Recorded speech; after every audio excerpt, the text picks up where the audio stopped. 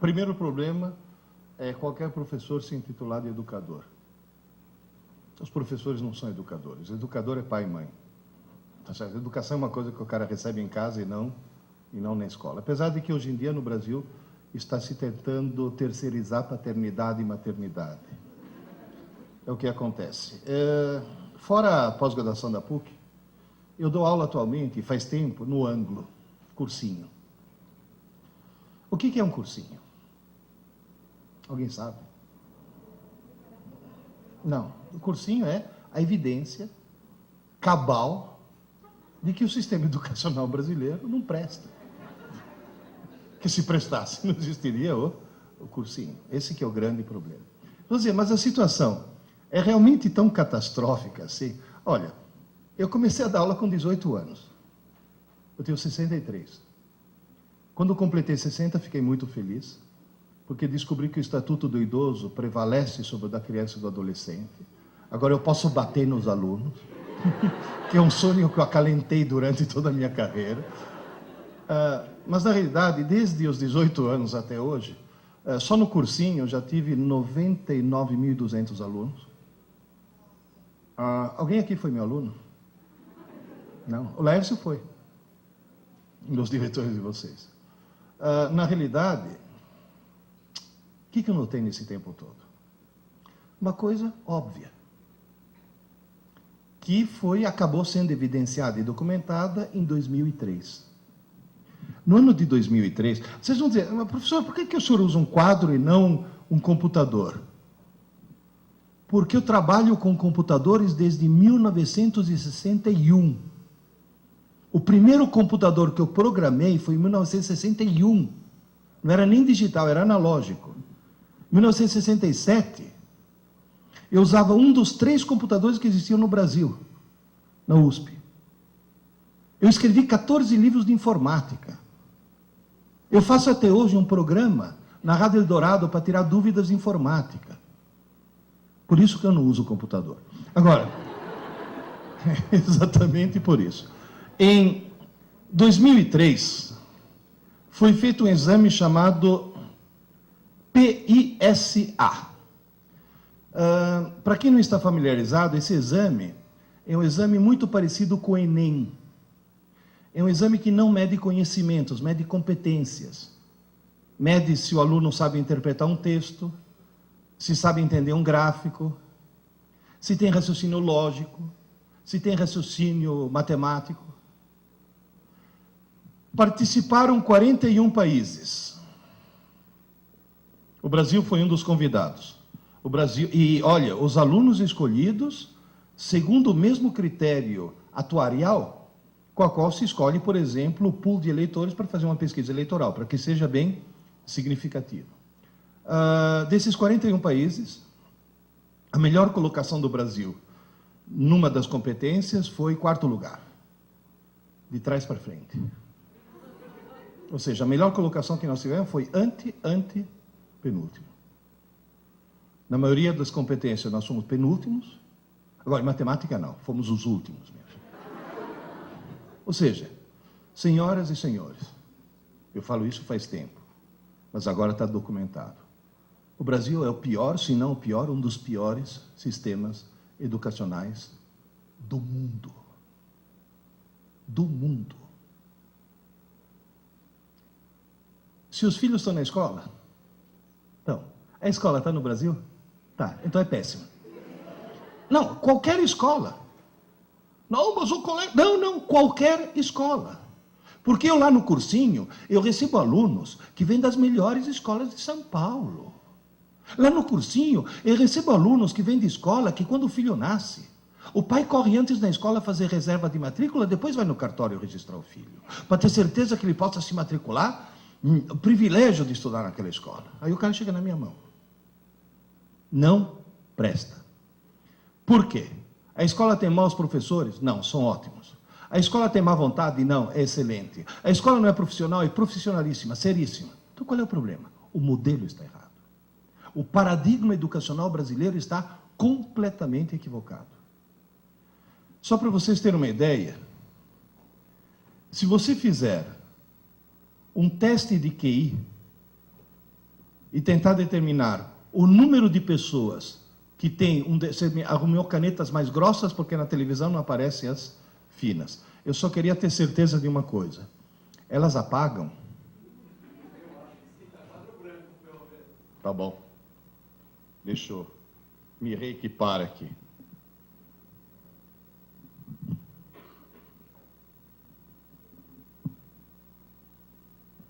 Apaga. Faz um teste de QI. Da famosa curva de Gauss. O que mostra isso? Que umas poucas pessoas têm QI, deixa eu colocar aqui, tem um QI muito baixo. Umas poucas pessoas têm um QI muito alto. Normalmente essas estão em instituições e essas estão nos Estados Unidos.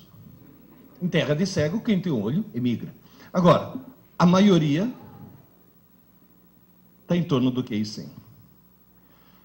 Foi feito um teste de QI na população inglesa. QI médio dos ingleses é 100. Tradução, os ingleses são normais. Foi feito um teste de QI na população do Japão. QI médio, 113. Muito acima da média. E vocês dois, por favor, tirem esse sorriso dos lábios, que é só japonês do Japão, viu? Os dois estão... Agora, foi feito no Brasil, QI médio, 87. Tem gente que fala, é mania dos Niseis voltar para o Japão, que os 13 que faltam aqui são os 13 que sobram desse jeito. Na realidade, a situação está bem catastrófica. Muito bem, esses são os sintomas. Vamos fazer o diagnóstico agora? Quais são as causas? Uma só. Uma só. No Brasil, se estabeleceu uma cultura distorcida. Aluno brasileiro, seja do fundamental, do médio, da graduação, da pós-graduação, do MBA, aluno brasileiro estuda para a prova. Ele não estuda para aprender. Ele estuda para tirar nota. Esse é o único problema. Vou dizer, mas espera aí. Como é que um estudante consegue tirar uma boa nota se não aprendeu? Veja bem, a recíproca, se ele aprender, é claro que ele tem uma boa nota. Mas no Brasil as pessoas conseguem tirar boas notas sem aprender. Esse é o único problema. Como é que alguém consegue tirar uma boa nota sem aprender? E sem colar. Porque cola é inadmissível. Se seu filho está numa escola que ao pegar um aluno colando, tira a prova e dá 0, a escola não presta. Porque se pegar um aluno colando, tem que expulsar da escola, não dá 0. O cara quebrou um código de honra. Se você deixar uma criança desse tamanho colar, quando crescer vira o quê? Ministro.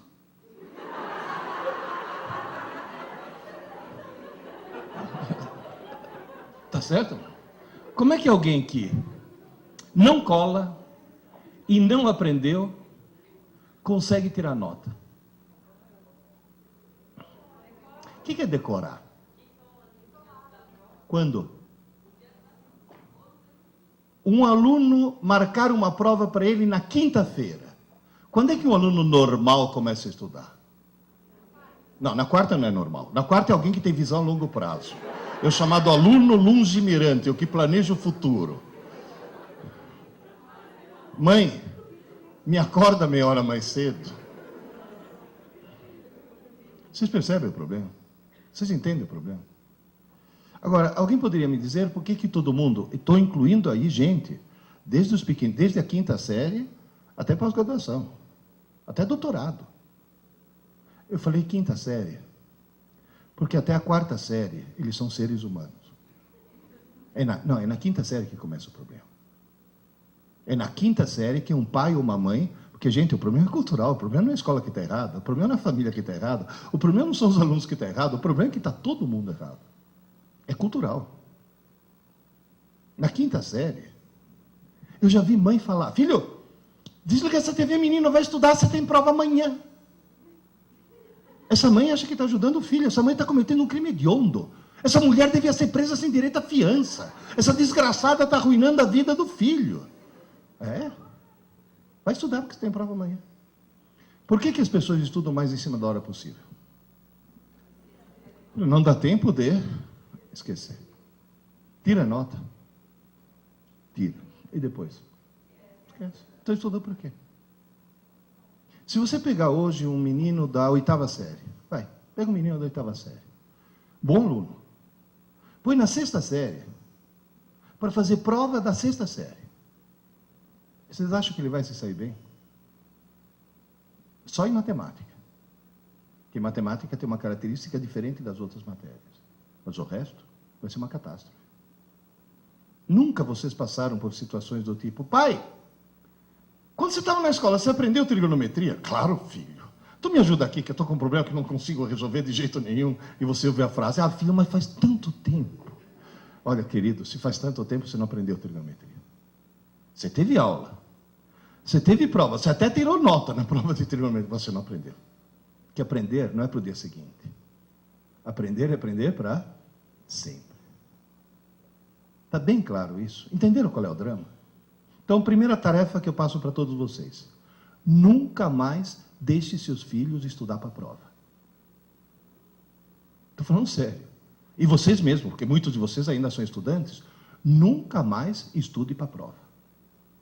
Imponha-se essa autodisciplina. Vocês estão notando que eu estou pedindo o quê? Quebra de paradigma. Porque na aula que eu dou de teoria geral dos sistemas, na pós-graduação, eu sempre falo: se você está perdendo o jogo, não mude os jogadores, mude as regras do jogo. Então nós temos que mudar as regras do jogo. Por que acontece no cérebro humano? Vocês me desculpem, mas como eu desenho mal, eu vou precisar de algumas linhas auxiliares. Façam de conta que isso daqui seja uma cabeça, vai. Vocês têm imaginação?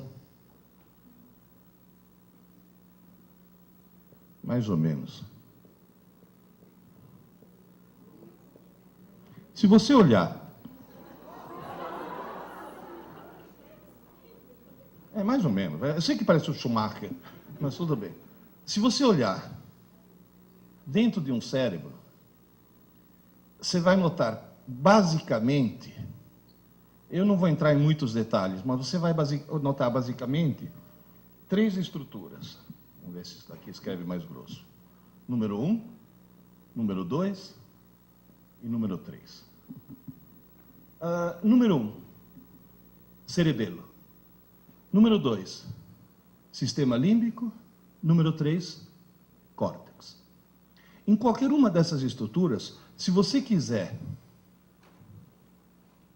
Obrigado. Tem um cara escondido aqui atrás. Se você quiser, em qualquer uma dessas estruturas, escrever alguma coisa, ao contrário do computador, onde o hardware é fixo, e você muda o software, se você quiser escrever alguma coisa no cérebro, você tem que mudar o hardware. Escrever no cérebro é reconfigurar redes neurais. É desligar alguns neurônios, ligar outros, mudar a força de conexão de sinapses, é mudar o circuito. Aqui, escrever é muito difícil. Mas depois que você escreveu, você não apaga nunca mais. Você sabe andar de bicicleta? Sabe? Você já tirou as rodinhas? Já passou da fase? Faz pouco tempo. Para aprender a andar de bicicleta, você levou alguns tombos? Porque foi difícil, né? Agora, você fica 30 anos sem subir numa bicicleta. Você sobe, o que acontece? Você sai pedalando. Foi muito difícil escrever. Mas agora é impossível apagar. A região número 2, chamada sistema límbico, é um lugar onde é muito fácil escrever. E é mais fácil ainda apagar. Você escreve, apaga. Escreve, apaga. Escreve, apaga. Seria equivalente num computador à memória RAM. É um rascunho. É uma memória extremamente pequena e extremamente provisória. Tão provisória que você é capaz de esquecer coisas que colocou lá 2 minutos antes. Já aconteceu com algum de vocês de estar sentado na sala, levantar, ir até a cozinha, parar no meio da cozinha e ficar feito um idiota se perguntando o que eu vim fazer aqui, meu Deus do céu? E uma coisa que você colocou 2 minutos antes. E o que você tem que fazer para lembrar? Voltar e ficar na mesma posição. Quer dizer, você fala, eu tenho sérios problemas mentais, né? Ou seja, tem mesmo. Ou seja, dentro de cada um de nós mora um idiota. Que é o primeiro que acorda de manhã cedo. Repara que de manhã cedo você faz um monte de bobagem. Quando o cara acorda, que você fala, tá sonado, não é que o idiota está no controle. Então você vê cara calçar 2 meias no mesmo pé. Eu já vi cara atender o telefone no controle remoto da TV. Bom, de manhã cedo eu já escovei os dentes com hipoglós. Tem alguns aqui que estão rindo porque já escovaram os dentes com creme de barbear, que vem bisnaga, né? Então, na realidade, você faz muita bobagem, por quê? Porque dentro de cada um de nós mora um idiota. Agora, qual é a boa notícia? No córtex, que seria essa região número 3, não é nem fácil nem difícil escrever, é esquisito. É muito esquisito. Por quê? Porque para escrever alguma coisa aqui no córtex, você tem que pegar algumas redes neurais, você tem que desconectar algumas coisas e criar outras. Você tem que mudar o circuito do cérebro. E você não consegue fazer isso enquanto o cérebro estiver funcionando. Seria como tentar trocar o pneu de um carro com o carro em movimento, ou tentar trocar as velas do motor com o motor funcionando. Mas tem uma vantagem. Isso daqui equivale a um HD. Ou seja, é uma memória enorme e permanente. Só para vocês terem uma ideia, já que o mundo é da informática, um córtex humano equivale aproximadamente a uma rede de 5.000 computadores. Em primeiro lugar, parabéns para o engenheiro, que colocar 5.000 computadores num 1,5 litro, isso sim que é nanotecnologia. Em segundo lugar, sabe o que quer dizer isso? Que todo mundo, no fundo, é um gênio. Alguns bem no fundo, mas todo mundo é um gênio. Se alguém estudar 10 horas por dia, 10 horas por dia, todos os dias da semana, todas as semanas do ano e todos os anos de sua vida, a pessoa consegue esgotar a capacidade de armazenamento e processamento de seu córtex em aproximadamente 4 séculos.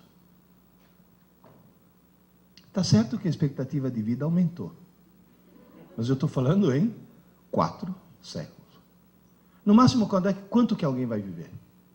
1. Eu pretendo morrer aos 96 anos, baleado por um marido ciumento. É o meu projeto de vida. Agora, 4 séculos significa o quê? Que todos nós vamos morrer com pelo menos 3/4 da inteligência que ele nos deu ainda a ser desenvolvida. Agora, esse maravilhoso computador tem um defeito. Não tem manual de instruções. E as pessoas usam muito mal. Quer ver? A hora que você vai fazer uma prova e estuda o mais em cima da hora possível, você está colocando as informações do idiota ou no gênio? No idiota. Você vê aluno entrar na sala de aula para fazer prova, o cara entra assim, sem chacoalhar a cabeça. Se você chamar o cara e falar, ô Zé, que foi? Pronto, agora embaralhou tudo, agora vou ter que estudar de novo. E o pior de tudo, que o desgraçado tira a nota. E depois, esquece tudo. Zé, senhor, qual é a chave? Como é que se conserta esse processo? É a coisa mais simples do mundo. A coisa mais simples do mundo. É levar em conta, fato número 1. Número 1. Ninguém escreve nada na parte nobre do cérebro enquanto o cérebro estiver funcionando. Enquanto o cérebro estiver em funcionamento, o idiota obtém informações do gênio, mas o gênio não obtém nenhuma informação nova. Portanto, todas as informações que entram na tua mente, na mente do teu filho, durante o dia, enquanto o cérebro estiver em funcionamento, todas elas entram no sistema límbico, na RAM, na memória provisória. Só que como essa memória é pequena, o que acaba acontecendo? Vai saturando, saturando, saturando. Quando chega no fim do dia, a reação do teu corpo qual que é? Sono. Sono não é corpo cansado, é cérebro saturado. É o cérebro falando, pelo amor de Deus, desliga o motor que precisa trocar as velas. Pelo amor de Deus, para o carro que precisa trocar o pneu. Aí você dorme. Se você colocar eletrodos no cérebro de alguém, você vai notar uma coisa mais ou menos assim. Dormiu. De repente, você fala, acordou. Não, está dormindo ainda. De repente, agora acordou. Não, paradoxalmente está dormindo. Tanto é que esse sono daqui é chamado sono profundo e esse é chamado sono paradoxal. Porque você tem o mesmo padrão de quando está acordado e, no entanto, está dormindo. Cuidado que dormir é ter muita atividade cerebral, viu? Agora, o que está acontecendo aqui?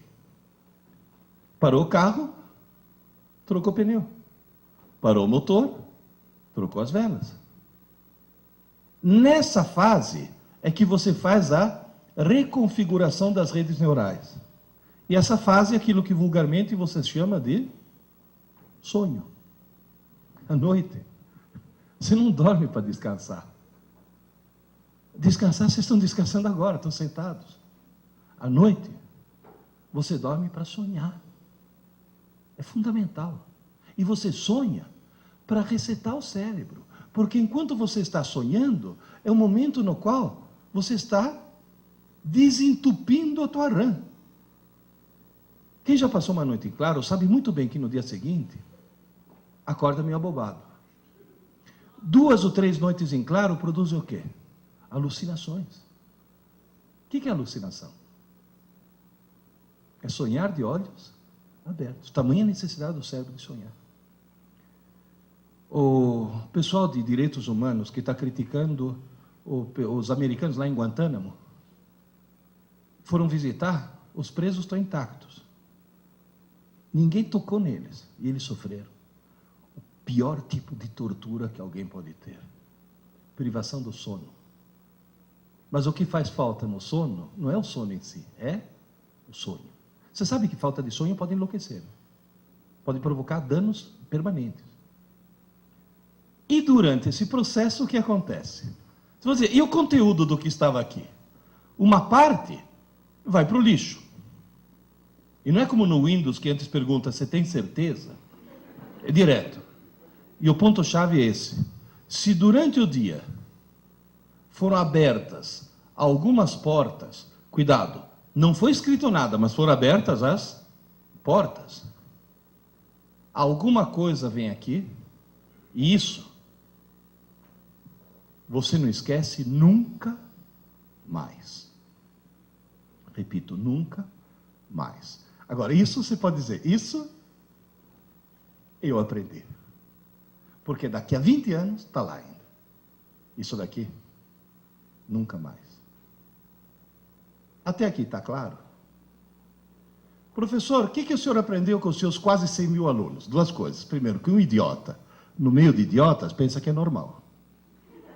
Portanto, no Brasil, a coisa mais perigosa que existe é falar, mas todo mundo é assim. Cuidado. Eu gostaria muito que para seus filhos sobreviver nesse século que vem aí, que vocês conseguissem transformar seus filhos em exceção e não em regra. Segunda coisa que eu aprendi. Na cabeça de um aluno normal, toda noite, toda noite, toda noite, o que vai para o lixo? As aulas. E o que vai para a memória permanente? As abobrinhas. Se seu filho tem uma aula de geografia fantástica, e no meio da aula o professor de geografia contar uma piada, Depois de 3 meses, o que ele lembra da aula? Da piada. Isso não é um defeito. Isso é uma consequência, sabe do quê? Do fato de que quem decide o que vai para o lixo e o que vai para a memória permanente não é uma rotina racional, é uma rotina emocional. Moral da história. Vocês já notaram que tem matérias que as crianças aprendem e matérias que eles não aprendem? E você vai olhar as que eles aprendem, o professor é simpático, e aquelas não aprendem, o professor é antipático. Então não é a matéria em si, é a carga emocional que é colocada em cima disso. O professor tem que ser simpático. Não tem aquele papo do professor, não, porque eu ensino, mas comigo nem mais. Não, o senhor não é professor. Eu sempre falo, existem, se vocês me perdoarem a brincadeira, existem 2 maneiras de fazer um burro andar com uma cenoura. O ideal é pôr a cenoura na frente. É a única maneira que funciona. Agora, na realidade, como é que eu faço para que, em vez das aulas irem para o lixo, as aulas vão para a memória permanente? Eu não descobri nada. Quem descobriu isso sem querer, repito, sem querer, foram 4 engenheiros. Há 60 anos atrás, 4 engenheiros resolveram fundar um cursinho. 4 engenheiros. Não tinha nenhuma pedagoga no processo. Ao montar o cursinho, se defrontaram de cara com um problema. A primeira aula é em março, o vestibular é em dezembro. Se aquela aula que foi dada em março for parar no lixo, não é em dezembro que o cara vai recuperar. Agora, qual é a principal característica de um engenheiro? Tem algum engenheiro presente aqui? Você é engenheiro. O engenheiro é alguém que recebe um treinamento para quê? Para resolver problemas. Todo problema de engenharia é um problema. Agora, o que o engenheiro faz para resolver o problema? Determina quais são os parâmetros do problema. Como é que o engenheiro conta história para o filhinho dormir? Sejam 3 porquinhos, P1, P2 e P3, e um lobo mau, L índice M. Ou seja, ele determina antes os parâmetros. Esses caras diagnosticaram o problema. Falou, e agora, como é que eu faço? Se toda noite o que foi dado durante o dia é desmanchado durante a noite. E cuidado, hein? Gente, estou falando em ritmo circadiano. Isso é um processo que acontece toda noite. E à noite, o teu cérebro e teu corpo é vampiro, vira uma outra coisa. E funciona. Deixa eu ver a quantidade de cabelos brancos que tem por aqui. Tem alguém aqui que toma Lipitor? É um remédio contra o colesterol alto. Sabe qual é a primeira recomendação dessas estatinas todas? Tome à noite. Porque se você tomar de manhã, não serve para nada. É só o metabolismo noturno que faz com que aquilo tenha algum efeito. O que esses engenheiros descobriram? Um slogan de 4 palavras. 4. Eu tomei a liberdade, depois de entender o porquê, de acrescentar a 5ª. Aula dada é aula estudada hoje. Aula dada, aula estudada hoje. Tão simples. Estudar pouco, mas todo dia. Pouco. Pouco. Porque esse pouco o que é? A matéria de uma manhã. Mas todo dia. Aula dada, aula estudada hoje. Os meus alunos no cursinho estudam todo dia. Os coitados não estudam um pouco, porque descobriram que jogaram na lata do lixo pelo menos 7 anos de escola, e agora em 10 meses vão ter que estudar muito. Mas se seu filho está numa escola regular, é só criar nele o hábito de estudar todo dia. Se seu filho assiste aula de manhã, ele estuda à tarde. Se seu filho assiste aula à tarde, tem que estudar à noite. E não na manhã seguinte. Antes que se passe uma noite de Sono. E se algum de vocês assiste aula à noite, vai ter que dormir 40 minutos mais tarde. Senão você está jogando as aulas na lata do lixo. Porque quem está falando é alguém que fez todo o curso de física na USP à noite, porque de dia eu tinha mulher e filha para sustentar. E eu estudava à noite. Aliás, eu assistia aula à noite. Depois ia para casa estudar. 40, falei, onde vou arrumar 40 minutos? Desligue a TV. Quebre a TV. A hora que você quebra a TV, teu dia passa a ter 30 horas. É o maior ladrão de tempo que existe. Não, mas mesmo assim, leva o livro para o banheiro. Mas você vai ter que dormir mais tarde. Agora, cuidado, hein? Antes que se passe uma noite de sono, ou antes que se passe um longo período de sono. Porque se seu filho assiste a aula de manhã, almoça e dorme 15 minutos, esses 15 minutos são renovadores. Agora, tem jovens aí que chegam em casa, almoça, dorme que nem um porco a tarde inteira, acorda todo embaçado, que parece que tem algodão no cérebro. As aulas já foram parar no lixo. E o pior de tudo é que não acorda porque está na hora. Acorda, porque senão vai perder rebelde, malhação. Ou seja, além de querer virar um idiota, quer virar mau caráter. Oh, cuidado, hein? Cuidado, cuidado. Porque eles veem aqueles adolescentes, acham que são estudantes, não percebem que são atores. Aí eles pegam esse modelo como modelo de escola. Vocês não sabem o que professor de colégio sofre. Nós, no cursinho, nós estamos no paraíso. Eu dou aula para salas de 200 alunos. Hoje de manhã, antes de vir para cá, eu já dei aula para 600 alunos. Dei 3 aulas com 200 alunos cada um. 200 anjos. Agora, no colégio, na escola, tomando rebeldes como modelo, é horrível. Há alguns anos eu cometi a besteira de dar aula no colégio. Um colega meu, que foi nomeado diretor de uma escola, falou, Pierre, o ano que vem, escola nova, você vai dar aula. Eu falei, não, não tenho tempo. Não, mas o colégio... Não, não tenho tempo, pô. Pô, Pierre, um ano só, para dar o pontapé inicial. Eu falei, não, tenho tempo. Uma manhã por semana? Eu falei, não, tenho tempo. Pô, eu já tinha falado com o diretor da escola, com o dono. A gente reservou para você uma manhã por semana, $3.000 por mês. Eu falei, quarta-feira. Como me arrependo. No meio de uma aula, ter que parar uma aula e falar, ô, vocês duas aí, dá para parar, por favor? Sabe o que eu escutei? Ai, professor, a gente estava só conversando. Falei, como só conversando, sua deficiente mental? Sua imbecil crônica, sua cretina patenteada. Quem falou que durante uma aula você pode conversar? Ai, professor, o senhor está estressado. Eu dando uma aula, todo mundo prestando atenção, quando eu viro, está uma menina assim. Falei, filha, se liga, vai, presta atenção. Ai, professor, hoje não dá, estou na fossa. Falei, você está o quê? Ai, professor, estou na fossa, meu namorado me largou. Falei, fez bem.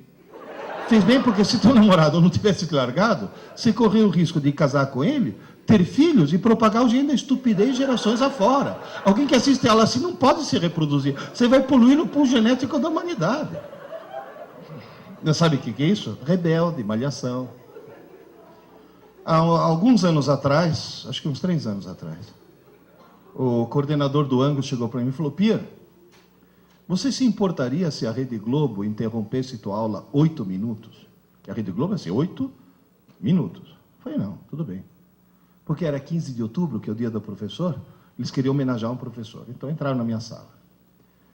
No meio da aula, luzes, câmera, ação. Entra toda a parafernália da Globo, a Ana Maria Braga, e no monitor veio o Louro José. Inteligentíssimo, o Louro José. Aí a Ana Maria ficou lá, fez pergunta, conversou comigo, conversou com os alunos, ficou 8 minutos, 10 minutos, 15 minutos, meia hora. Derrubou a entrevista no estúdio, derrubou tudo, só ficou lá. Porque o ponto estava dizendo, fica aí que o Ibope está subindo, fica aí que a audiência está subindo, porque sabe que a televisão é movida a audiência. Por quê? Porque dezenas de milhares de mães estavam vendo 150 alunos se comportando como seres humanos. Tanto é que uma hora que o Louro José estava falando com não sei quem no estúdio, em off, a Ana Maria virou para mim e falou: Pierluigi, quantos alunos tem nessa sala? Eu falei: 150, é pequena.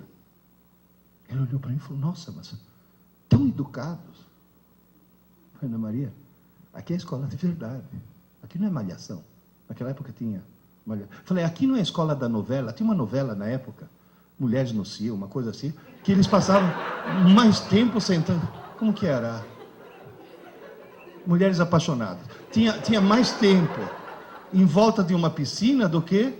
Não, e depois eles passavam no vestibular depois. Passavam o dia inteiro na piscina e depois passavam no vestibular. A escola de verdade. Agora, eles usam isso como modelo. Isso é perigosíssimo. Tomem cuidado com o que seu filho assiste. Viu? Tomem muito cuidado com isso. Agora, na realidade, criar o hábito de estudar todo dia. Tanto você deve criar esse hábito, quanto criar esse hábito nos seus filhos. Se você pegar uma criança de 4 anos, você tem que chegar para ele e falar: filho, você já escovou os dentes? Agora, pega uma marmanja de 17 anos, não só você não precisa cutucar, como se faltar água em casa, ela vai na geladeira, pega a água mineral na geladeira e escova os dentes com água mineral, porque aquilo que era uma obrigação virou uma necessidade. Por quê? Porque criou um hábito. Se alguém tiver filho nenê, que dorme no colo ainda, faz dormir nesse ritmo e dá tempo de falar: aula dada, aula estudada, aula dada, aula estudada.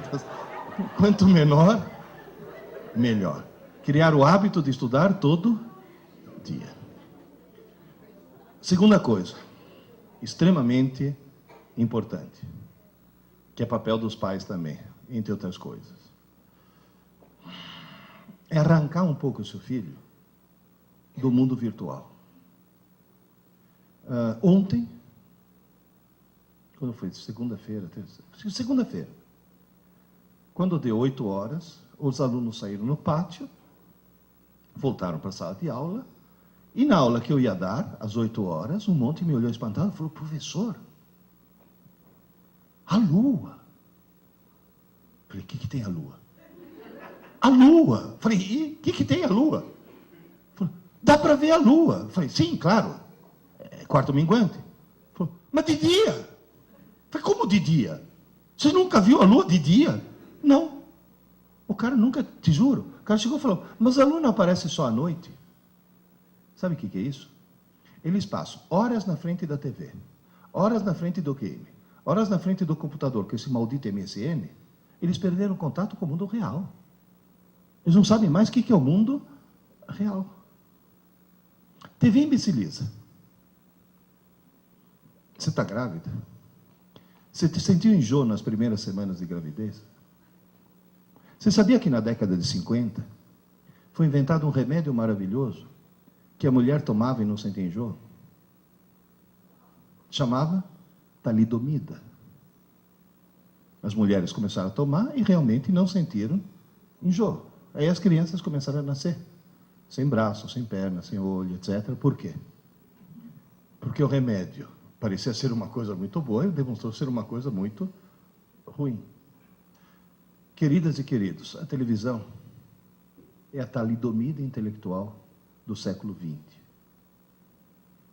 Foi criada para entreter, educar, informar, treinar, e imbecilizar da forma mais absoluta. Vocês não têm ideia. Eu tenho. Sabe por quê?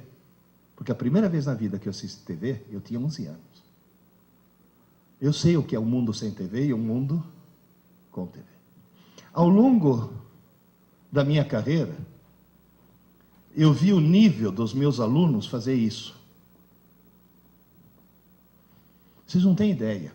Um aluno de hoje, comparado com um aluno de 40 anos atrás, hoje, um cara que sai de uma pós-graduação tem um nível inferior a um cara que há 40 anos atrás terminava um curso técnico qualquer. Em compensação, a audiência da TV fez isso.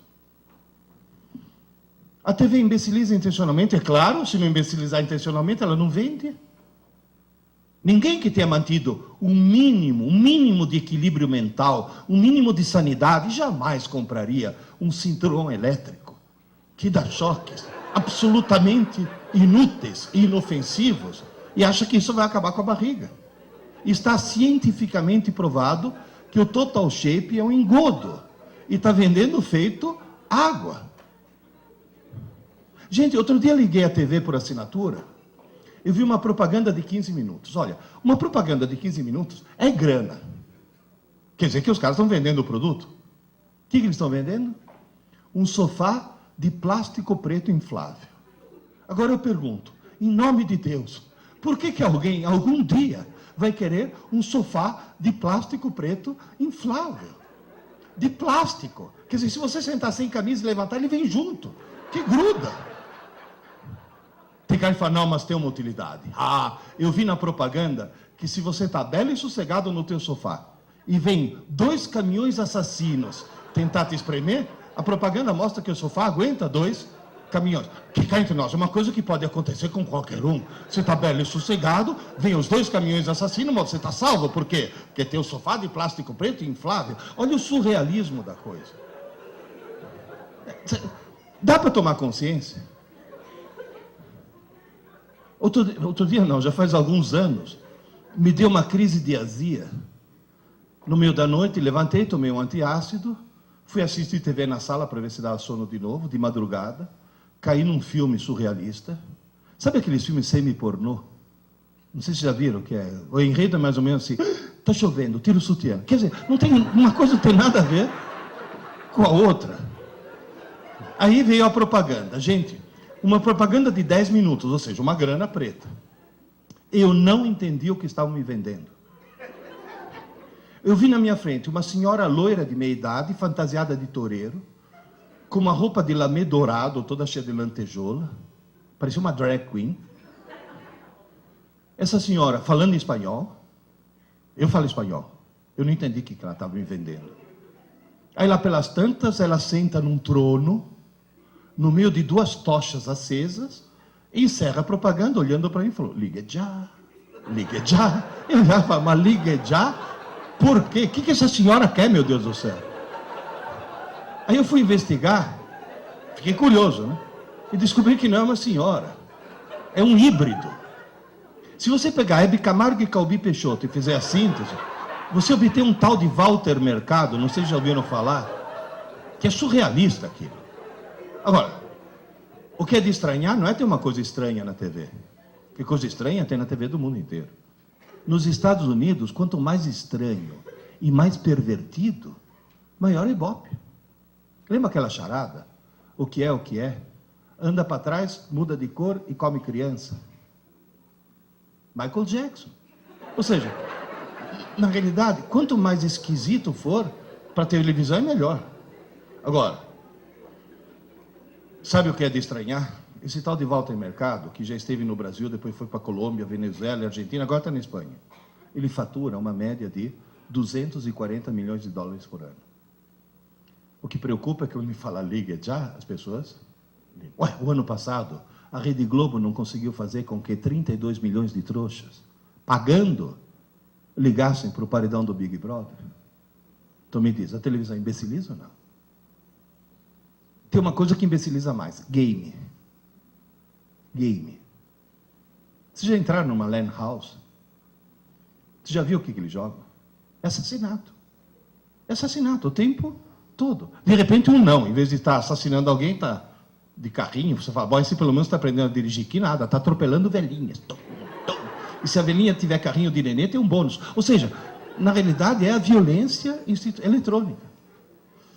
Professor, tem alguma coisa que imbeciliza mais o jovem, além da TV e do videogame? Tem. Computador mal usado. O famoso MSN. Eu sempre achei que MSN fosse, em primeiro lugar, perda de tempo. O cara está fazendo uma pesquisa, que é uma coisa ótima se fazer na TV. Ah, cuidado, hein, com uma coisa. Na TV não, no computador. Cuidado com uma coisa. Nunca deixe seu filho entregar um trabalho na escola impresso, hein? Sempre manuscrito. Porque eles entregam na base de Ctrl-V, Ctrl-C, né? Copia, cola, enfim. Ele está fazendo uma pesquisa, de repente MSN, blim, blim. Você sabe quem ficou com quem na balada de sexta-noite? Aí pronto, perdeu. Segundo problema, ortografia. Eles não sabem mais escrever. Em vez de escrever você também não, o cara escreve você tudo não. Não, e ele escreve você tudo não na redação da escola. Esse que é o problema. Mas aí tem um problema mais grave, muito mais grave. Um psiquiatra inglês do King's College de Londres, que é uma instituição médica respeitadíssima no mundo, lidou com 100 mil jovens, fez teste em 100 mil jovens e descobriu o quê? Que fumar maconha abaixa o QI. E a gente sabe por quê. A maconha queima sinapses, portanto ela queima a possibilidade de criar novos circuitos. Fumar maconha abaixa o QI. Usar MSN abaixa o dobro. O rebaixamento de QI que os jovens estão tendo, pelo fato de se comunicar compulsivamente na internet, abaixa o QI o dobro do que se fumasse maconha. Agora, por favor, tome consciência disso. Vocês não têm ideia. E vocês mesmos na empresa, quer falar alguma coisa para o teu colega? Levanta e vai até a mesa dele. Volta a se comunicar pessoalmente, em vez de mandar os recadinhos. Eu já vi cara em cybercafé, o cara sentado aqui, o amigo dele, 3 computadores para lá, os dois batendo papo pelo MSN, meu Deus do céu. Levanta, vai tomar um café junto. Eu já vi mãe, que em casa tem o wireless, chamar o filho para jantar pelo MSN. Gente, está faltando contato humano. Isso está imbecilizando. Seus filhos estão se transformando em autistas cibernéticos. É um problema seríssimo. Então, cuidado, fiscalizem isso. Há mais ou menos uns 4 anos atrás, eu fui fazer uma palestra em Barra do Piraí. Uma das mães falou: professor, me empresta o microfone. Ela pegou, virou para as outras mães, falou: como todas vocês sabem, meu marido é uma besta. Ih, meu Deus do céu, não sabe quando você acha que... Bom, agora começa lavagem... Não, descobri depois que é uma forma carinhosa com a qual as mulheres tratam os maridos lá em Barra do Piraí. É uma lógica diferente. Mulher e homem, não é que um tem uma lógica melhor que o outro. A lógica são 2 sistemas operacionais distintos. É Linux e Windows. Alguém que chega para você e fala: se você não sabe porque estou brava com você, não sou eu que vou dizer. É outra lógica. Não, espera, você está rindo? Os homens ficam perplexos. As mulheres falam: não, é claro, ele tem que ser sensível. Quer dizer, é um outro processo mental. Mulher é alguém capaz de ficar 20 anos tentando te mudar. Quando consegue, fala: você não é mais o mesmo. Pô, o que você quer, meu Deus? É uma outra lógica, é outro processo mental. Aí ela chegou e falou: como você sabe, meu marido é uma besta que comprou uma casa nova numa pirambeira que não pega TV. Aí ele está construindo uma torre de treliça para colocar a antena em cima. E por mais que ele esteja subindo, continua não pegando. Ele falou: daqui a pouco vai chegar o anjo exterminador, porque vai achar que é Babel 2, a missão, quer dizer... Ele falou: faz 4 meses que nós estamos sem TV em casa. Ele falou: o rendimento dos meus filhos na escola melhorou horrores. Meu marido me redescobriu. Eu redescobri meus filhos. E na hora do jantar, nós voltamos a ser uma família. Eu vou dinamitar a torre. Então perceba o quê? Que quando tirou o monstro, é que percebeu o quanto o monstro fazia. Não estou dizendo quebre a TV, mas pelo amor de Deus, reduza. Porque você tem TV na sala, tem TV na tábua de passar roupa, tem TV na cozinha, tem TV no banheiro, tem TV na área, ligadas algumas 24 horas por dia. Porque quando a Rede Globo não transmitia overnight, aquele tsh de madrugada tinha 10 pontos de audiência. O que mostra que a TV estava ligada 24 horas por dia. Então, por favor, cuidado. Professor, tem mais algum dever de casa para fazer com meu filho? Só mais 2. Bom, um qualquer que eu passei para vocês. Criar o hábito de estudar todo dia. Todo dia menos um dia, a véspera da prova. Que é exatamente o modelo oposto ao modelo atual. A outra tarefa, tente reduzir o mundo virtual dele. A outra tarefa que eu vou passar agora, tenham coragem de remar contra a correnteza. Porque a correnteza está arrastando todo mundo para um lado. E ele só vai se safar se for para o outro. Ai, mãe, você sem noção, todas as mães das minhas amigas deixam. Então você tem a coragem de dizer, sim, mas elas são as mães das tuas amigas. Eu que sou tua mãe, eu imponho isso. Tenham coragem disso. E por favor, lembre-se de uma coisa. Se você remar contra a correnteza, e a escola remar contra a correnteza, ele vai se safar. Agora, se só um dos dois remar, ou pior ainda, a escola rema para um lado, ou você rema para o outro, esquece. Não tem salvação. E remar para o mesmo lado significa o quê? Torne-se cúmplice da escola do seu filho. Não parceiro, cúmplice. Nós podemos ir até que horas, para não segurá-los muito? 1h10. Tem mais uma tarefa para passar. Última tarefa. O grande problema da TV qual foi? Entre outras coisas. É muito mais fácil ligar a TV do que abrir um livro. Moral da história. A falta de leitura transformou toda uma geração em analfabetos funcionais. Hoje, meus alunos no cursinho sabem transformar letras em sons, mas não em ideias. Eles são analfabetos funcionais. A coisa está terrível. Isso é falta de leitura. E só lê muito quem lê por prazer. Então, o que vocês têm que fazer é criar nos seus filhos o prazer de ler. Mas como? Falei, fácil. Fácil não, difícil. Eu já passei por isso. Meu filho de 15 anos chegou para mim. Pai, estou preocupado, com lágrimas nos olhos. Falei, o que foi, filho? Eu descobri que não é que eu não gosto de ler. Eu odeio ler.